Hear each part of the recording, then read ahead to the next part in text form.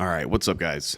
This time we're going to discuss cloning in Rust, or to be put more technically, variables and data interacting with clone in Rust. In a previous video, I did a little explaining about variables and data interacting with move in Rust, and this time we're basically going to have the same exact kind of discussion, but instead of with move, it's going to be about clone. So if you do want to check that video out, should be a link for it somewhere in the top right corner of this video. With that being said, if we do want to deeply copy the heap data of some kind of string and not just the stack data, again, mentioned that in a previous video. If you don't know what I'm talking about, check that one out. In this case, we would use a common method in Rust called clone, and that's just C-L-O-N-E. And if you want to see a quick and easy example of cloning in Rust, I could show you right here. So line 3, we have our string called S1. Line 5, we're printing it out. So what I'm going to do is I'm going to make a second string called S2. Let S2 equal. Now I can use S1 and call a method from it called clone. And in case you're wondering if you want to see what that method looks like, here's the Rust documentation for it. And it says the clone trait for types that cannot be implicitly copied. So in Rust, some simple types are implicitly copyable. And when you assign them or pass them as arguments, the receiver will get a copy, blah, blah, blah. But just so you know, I mean, this is a method that we're calling from the string class, and we could do so because line 3, the string that we're creating, is from the actual string class in Rust. And so now to test that out, let's try to print this guy alongside of the original string that it was cloned from. So I can say S1 is going to be this, add S2 to the print line. Now let's run it. As you can see, it printed out both S1 and S2. And since, you know, they're clones, they're both going to contain the same value of hello. And this works just fine. But just know that when you're doing this, the heap data, so the data on the heap itself, does actually get copied. And anytime you see this call to the clone method, the clone function, you should just automatically know, hey, this is like a visual indicator that some arbitrary code that is going to clone whatever it is that you're trying to clone is going to be ran in the background, and that this could be expensive as far as memory is concerned. So that was cloning or clone in Rust. Hope you guys got something out of it. Smash a like if you did, or don't. Developerdirection.com. I'm out. See ya.